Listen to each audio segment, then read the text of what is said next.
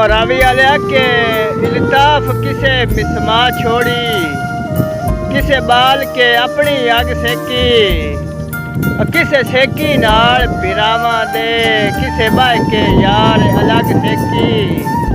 ते किसे हां दे सेक ते जट दिखिया, किसे बाल के अपनी पग सेकी, कोई अपने जोगी बाल न सगया, किसे इंज बाली सारे जग सेकी।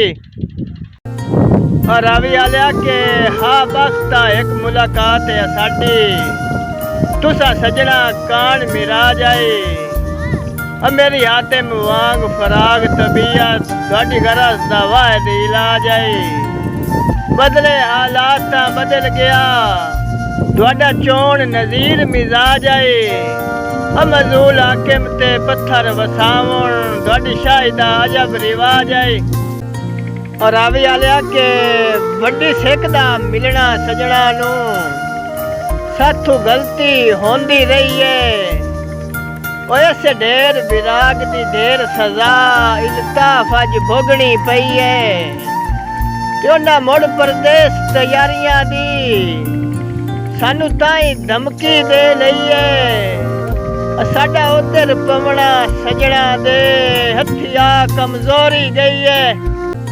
और रावी आलिया के असी दोवें घर जिद ते अड़े बते उसे, ना ओ रस्या ना मैं रस्या, रेहा राज हजवां दा पलकां ते,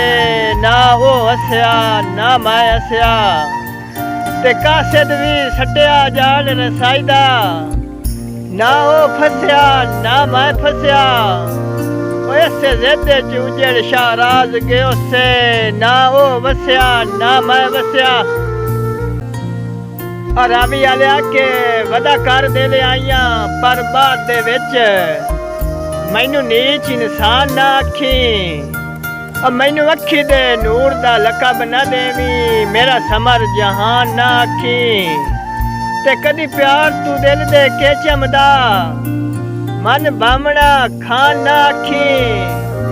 तेरे होंदिया उधर खा गई है, पर जा मैनू जान ना आखी। और रावी आलिया के असा प्यार दे तोहफे पेश किते, उन्हां कावड़ नाल वला छोड़े, असा आख्या बादे बचपन दे, उन्हां आख्या सब दफना छोड़े, असा प्यार दे लफ्ज जमीन ते लिखे, उन्हां पैरा नाल मिटा छोड़े, असा रो के शाकिर टुर पे हाँ, उन्हां हस के ताक वला छोड़े।